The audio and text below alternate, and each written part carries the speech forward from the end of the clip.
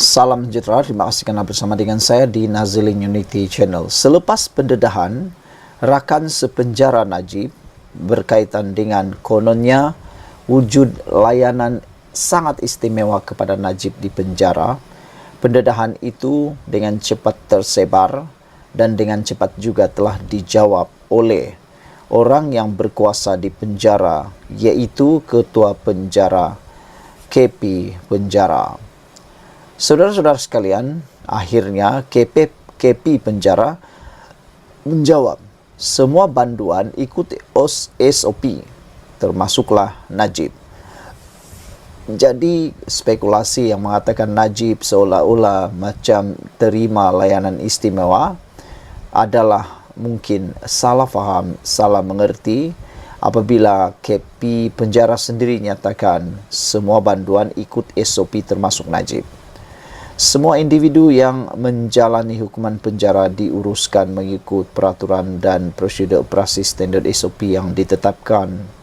Ini termasuk layanan kepada bekas Perdana Menteri Najib Razak, kata Ketua Pengarah Jabatan Penjara Malaysia Nordin Muhammad.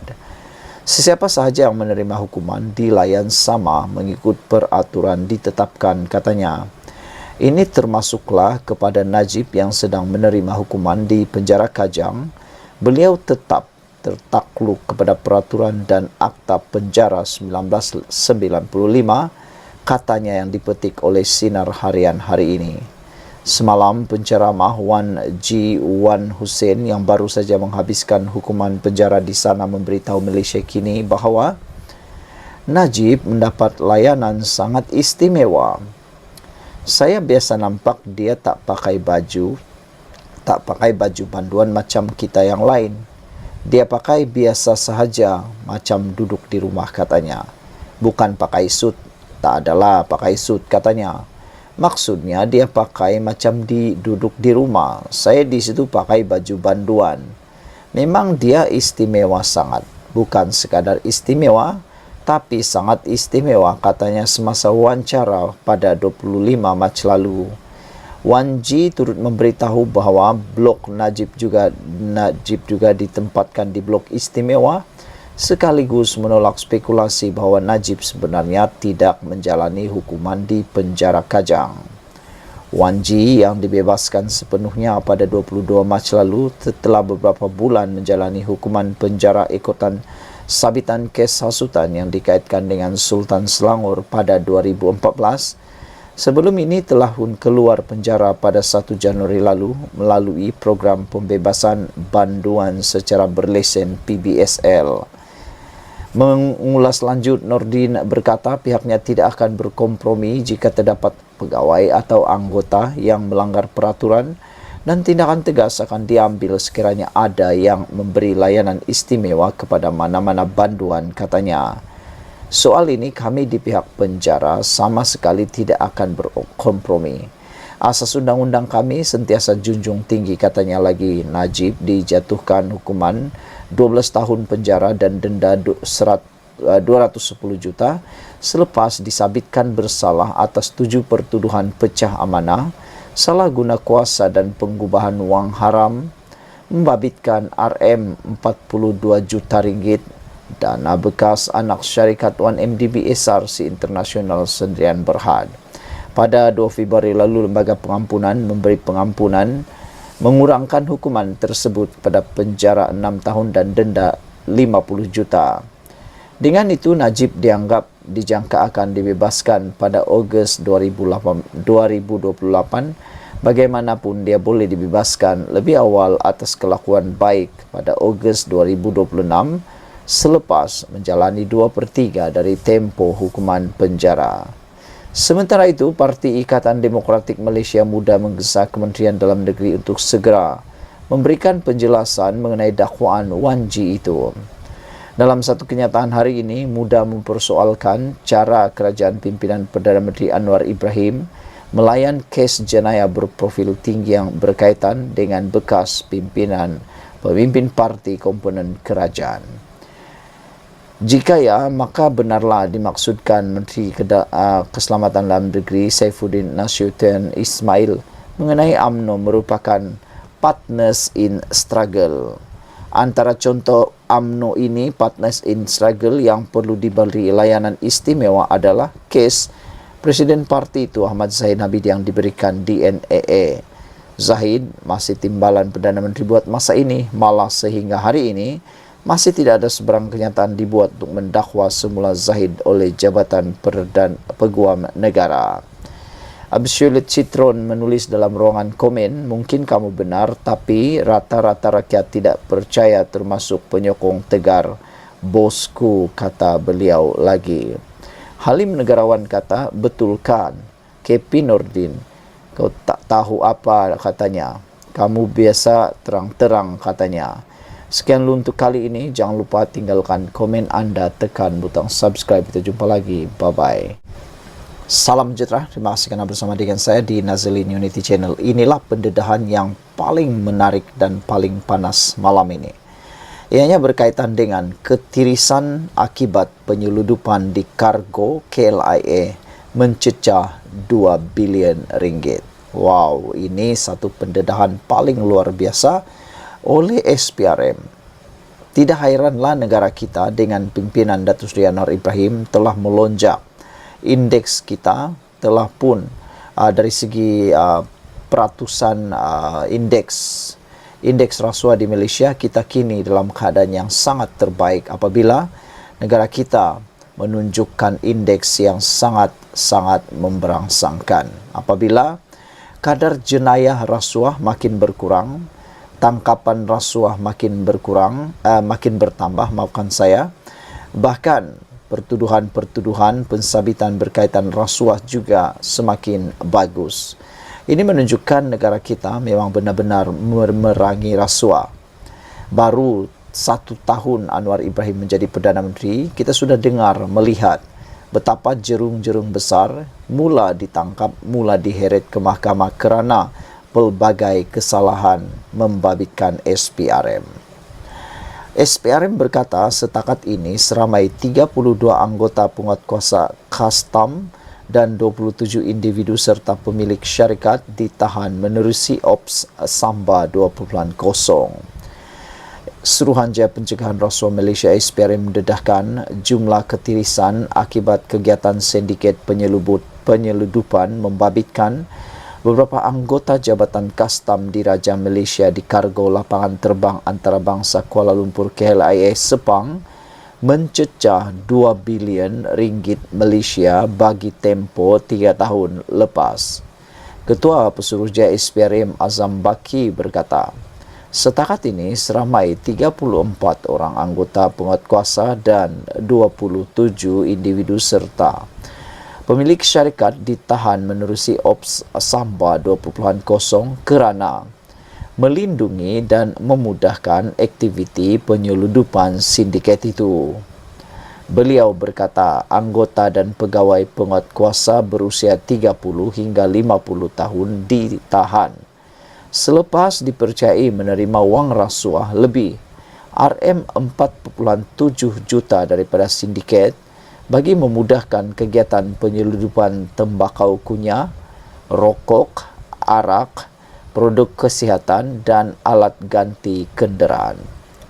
Ops Samba 2.0 penting kerana kita bongkar kegiatan rasuah melibatkan agensi penguatkuasa yang libatkan kebolosan dan ketirisan, katanya.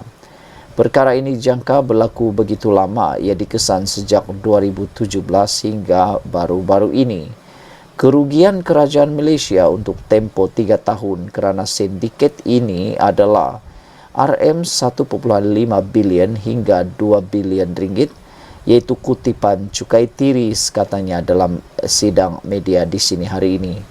Ops Samba 2.0 merupakan operasi diketuai SPRM bersama LHDN dan Bank Negara Malaysia bagi memerangi aktiviti rasuah pegawai agensi penguatkuasaan yang melindungi aktiviti penyeludupan sejak 2017 hingga kini. Azam berkata SPRM telah merampas telefon bimbit, komputer riba serta 8 kenderaan mewah milik syarikat terbabit bagi membantu siasatan. Beliau berkata sejumlah 232 akaun bank milik syarikat dan individu ditahan termasuk akaun keldai berjumlah lebih RM17 juta telah dibekukan bagi membantu siasatan. Transaksi rasuah dikesan membabitkan 34 penjawat awam ini adalah penyaluran, iaitu masuk akaun pribadi menggunakan keldai akaun. Katanya menambah proses analisis akaun akan dibuat LHDN, Bank Negara Malaysia dan SPRM. Ditanya modus operandi sindiket ini, beliau berkata sindiket itu menggunakan perkhidmatan forwarding agent sebagai orang tengah bagi pembayaran rasuah kepada penguatkuasa yang bertugas dalam pemeriksaan dan pencegahan. Ini bagi melicinkan proses penyeludupan barangan tanpa melalui pengisytiharan serta pemeriksaan sepatutnya, katanya. Azam berkata sindiket juga dikesan terbabit aktiviti penggubahan wang haram dengan mencuci duit menggunakan akaun perniagaan syarikat hantu atau pengurup wang, kegiatan jual dalam talian, kegiatan pelacuran dan juga melalui syarikat pinjaman wang berlesen. Sebanyak 19 syarikat hantu dikesan diwujudkan melibatkan pelbagai jenis perniagaan untuk mengelirukan pihak berkuasa terutama LHDN, katanya. Beliau berkata SPRM ketika ini memfokuskan usaha membenteras kegiatan rasuah membabitkan anggota penguatkuasa kerana ia memberikan kerugian buat negara. Walaupun dah beberapa tahun lepas kegiatan rasuah berlaku, jangan ingat mereka terlepas. Ini amaran kepada pihak penguatkuasa, katanya lagi. Sekian untuk kali ini. Tahniah kepada Kerajaan Perpaduan Kerajaan Madani pimpinan Anwar Ibrahim kena benar-benar memerangi rasuah. Salam sejahtera, terima kasih kerana bersama dengan saya di Nazilin Unity Channel. Hari ini kita digemparkan dengan satu laporan yang dibuat oleh pejabat Sultan Perak dan laporan itu adalah laporan polis. Apa cerita? Ikuti terus ulasan selepas ni. Pejabat Sultan Perak membuat laporan polis semalam berhubung satu kenyataan yang tular baru-baru ini memetik titah Sultan Nazrin Shah hampir 2 dekad lepas dengan konteks yang salah. Kenyataan tular atas nama amanah membina negara itu dikatakan memetik titah Sultan Perak semasa Kongres Pendidikan Melayu kedua pada tahun 2005. Orang kaya bendahara Seri Maharaja Zahidi Zainuddin berkata, dipercayai ada pihak pada masa ini yang mahu menghidupkan bara perkauman dan keagamaan dengan mengaitkan titah tersebut dengan konteks salah. Sepanjang titah itu, Sultan Perak Sultan Nazrin Shah tidak sama sekali mengait atau menzahirkan ungkitan terhadap mana-mana kaum di negara ini, katanya dalam kenyataan. Laporan polis dibuat demi melindungi nama baik Sultan Nazrin Shah daripada diheret dan dicemari oleh mana-mana pihak untuk memenuhi agenda tersurat dan tersirat mereka. Beliau berkata baginda khawatir tindakan tidak bertanggungjawab mengeluarkan kenyataan sedemikian mampu menjejaskan ketenteraman negara.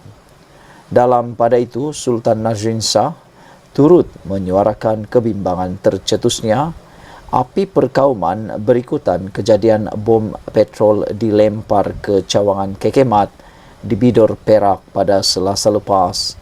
Baginda sudah disembah maklum mengenai kejadian itu oleh pihak polis dan meminta perkara tersebut diberikan perhatian serius, kata Zahidi. Sekian dulu untuk kali ini. Jangan lupa tinggalkan komen Anda. Ikuti terus ulasan selepas ini. Salam sejahtera. Terima kasih kerana bersama dengan saya di Nazilin Unity Channel. Ini isu paling mengejutkan berkaitan dengan pengisian padu yang ada di Malaysia. Ini apabila dilaporkan ada orang curi nombor IC KJ untuk daftar padu. Wow, ini paling menarik. Bagaimana KJ boleh kecurian nombor IC-nya dan tidak boleh mendaftar padu. Apa cerita? Bekas Menteri Kesihatan Khairi Jamaluddin akan membuat laporan polis Selepas nombor kad pengenalannya digunakan pihak lain dalam pengkalan data padu atau padu. Dia mengetahui perkara itu selepas gagal mendaftar dalam sistem itu. Apabila dia gagal berbuat demikian kerana akaunnya telah wujud, baru nak daftar dah kecundang, tulisnya di media sosial sambil berkongsi tangkapan layar mesej daripada sistem padu. Bekas Ketua Pemuda UMNO itu juga meluahkan rasa terkejut kerana dia tidak pernah mendaftar di padu sebelum ini.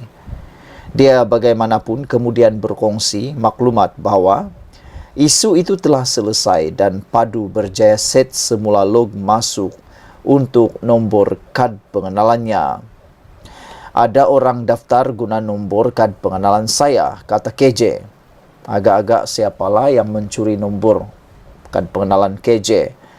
Dan yang lebih menakutkan kalau ada memalsukan nombor kad pengenalan KJ dan akhirnya menyamar menjadi KJ.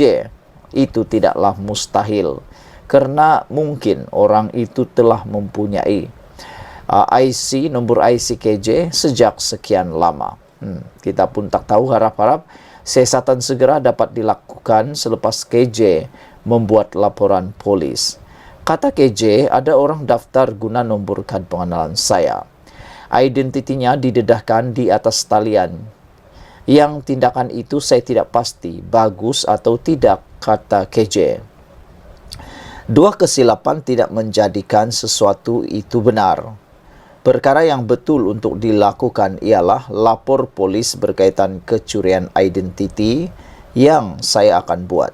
Bukan dedah maya dan dedahkan maklumat peribadi pihak ini atas talian. Perkara itu akan mengundang lebih banyak keraguan pada padu, kata bekas anggota Parlimen Rembau itu. Selamat berjaya, pelaku dikenal pasti. Sementara itu, Farhan Akmal, Setiausaha Akbar kepada Menteri Ekonomi Rafizi Ramli memberi amaran supaya orang ramai tidak menggunakan kad pengenalan pihak lain untuk mendaftar padu. Dia juga berkata pihak yang melakukan perkara itu telah dikenal pasti. Senang saja untuk kita kesan, katanya. Dia juga berkata tiada kebocoran data berlaku kerana pelaku itu tidak berjaya melepasi proses pengesahan imbasan kad pengenalan dan wajah yang dinamakan eKYC.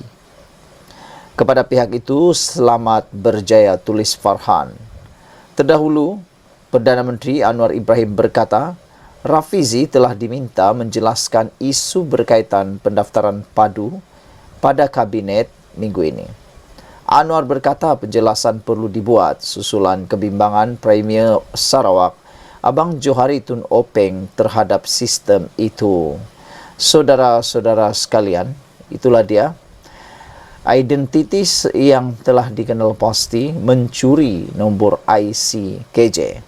Dan KJ kata dia sudah berjaya menyelesaikannya, dan KJ juga memberikan nasihat supaya kalau anda berada di situ, cepat buat laporan polis dan bukan mendedahkannya di media sosial. Kerana ia tidak akan dapat membantu. Belakangkan laporan di media sosial, tetapi utamakan laporan kepada polis. Kerana hanya dengan laporan itu, maka tindakan dapat dibuat, pengesanan segera dapat dibuat sebelum berlaku apa-apa yang lebih memudaratkan, khususnya hilangnya kepercayaan rakyat Malaysia terhadap rangkaian padu.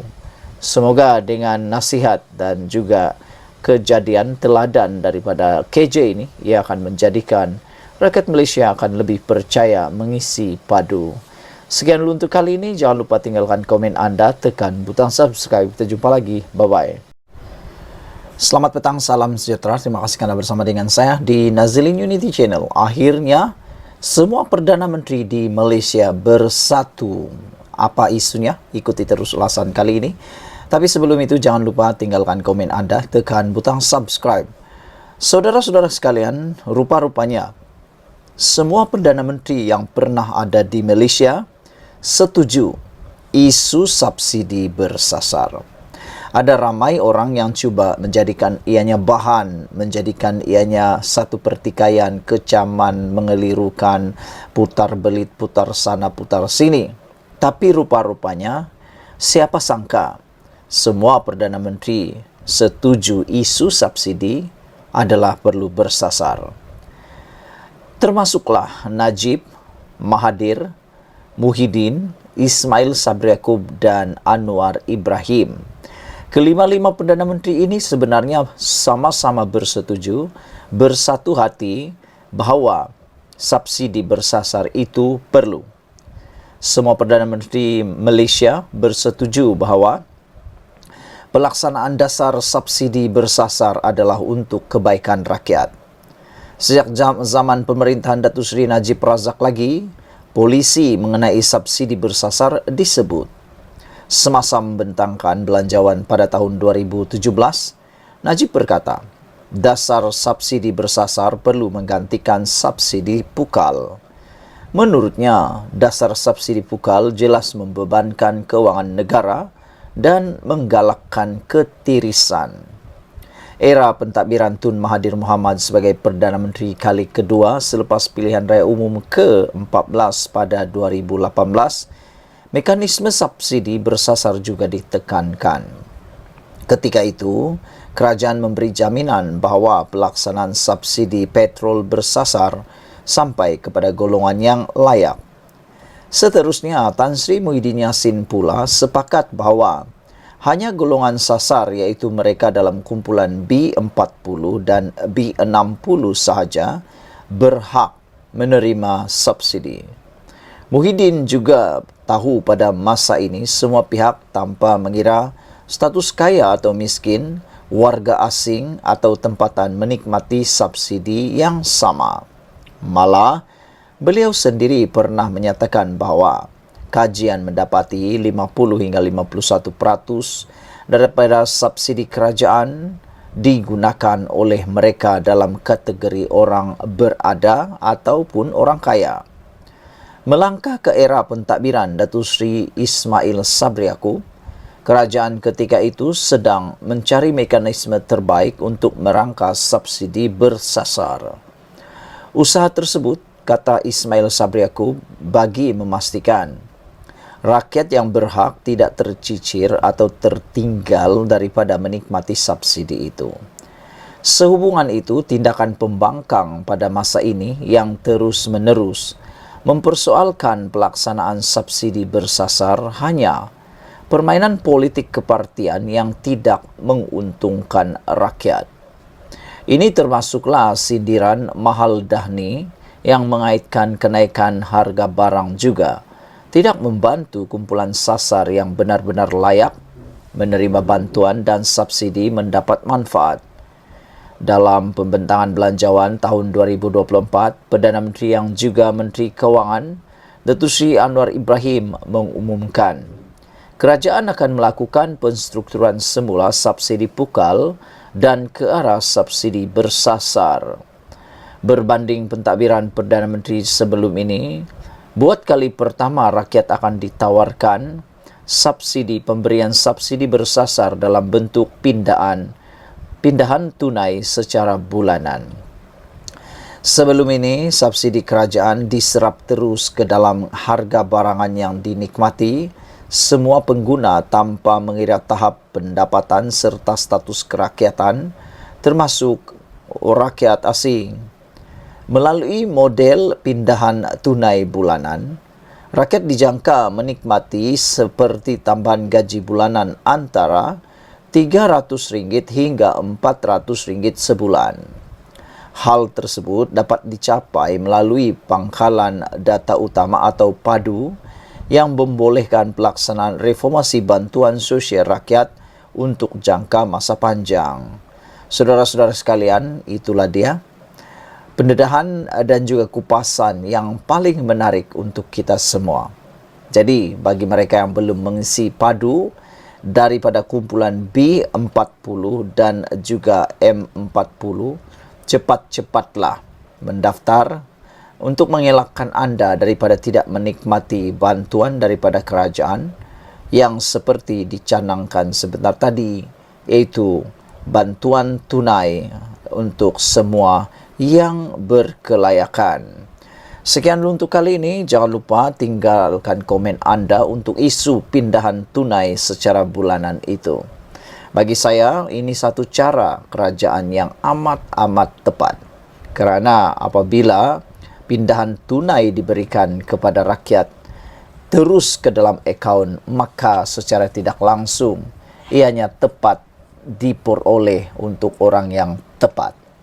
Sekian dulu untuk kali ini. Jangan lupa tinggalkan komen Anda, tekan butang subscribe. Kita jumpa lagi. Bye-bye.